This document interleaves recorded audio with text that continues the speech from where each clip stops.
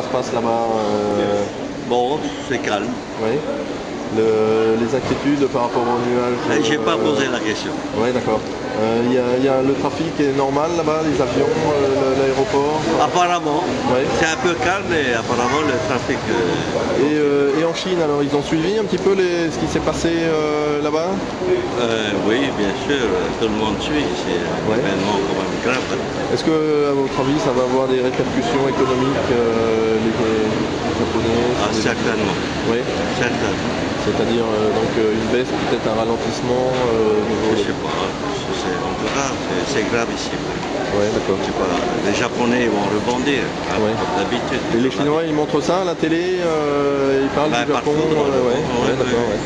Ils sont très sensibles aussi. Hein. Oui, d'accord. Okay. On est humains. Okay. Ils ont préféré nous garder ici.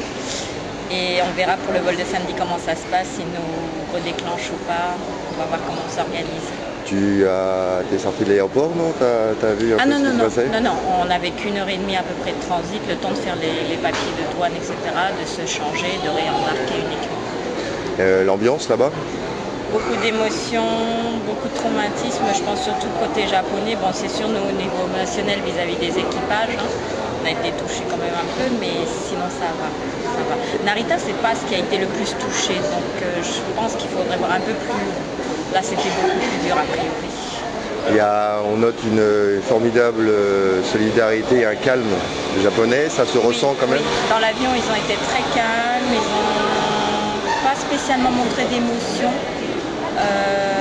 Même à l'arrivée, on pensait que ça allait être plus démonstratif. Ils ont toujours été assez maîtres d'eux-mêmes et pas mal d'exemples, je pense, à prendre. C'est clair. C'est très impressionnant et ça fait très peur.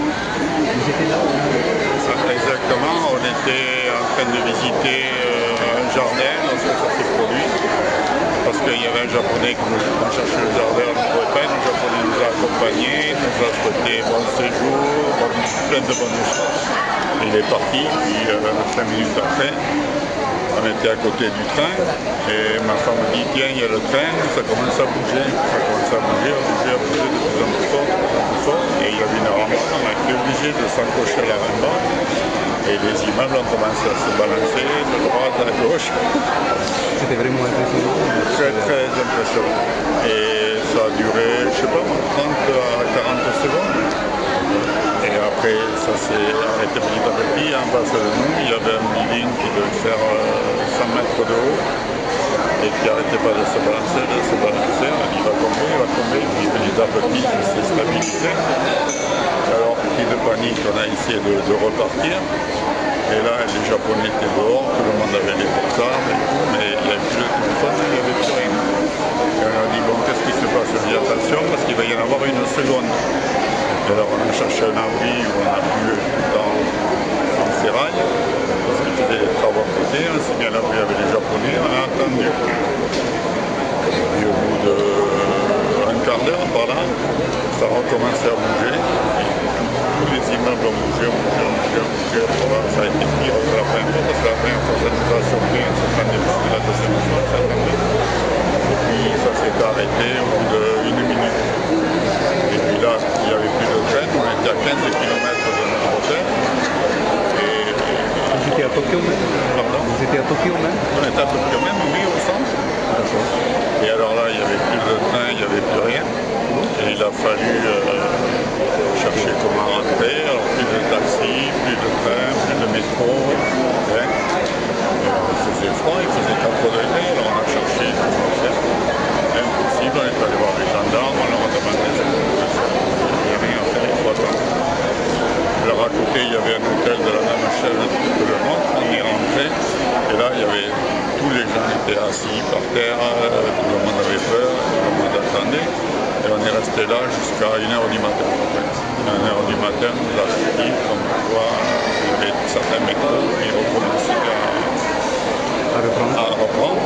Alors on est sorti, on a pris une ligne de métro qui nous a rapproché à peu près à 5 km de notre hôtel parce que les autres lignes ne marchaient pas et puis on est rentré à pied après.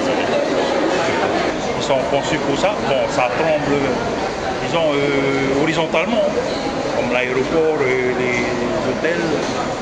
Donc c'est fait pour résister. Mais toi, personnellement, c'est la première fois que tu vois une secousse comme ça. Oui, quand même. Ouais.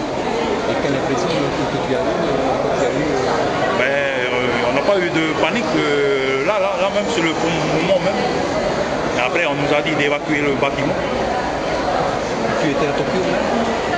J'étais en train d'aller à l'aéroport. J'étais sur l'aéroport quand ça s'est passé. Et puis après il y a eu des tas de problèmes, les trains qui sont bloqués, problèmes d'électricité, de communication. Les aéroports ont été fermés sur décision du gouvernement.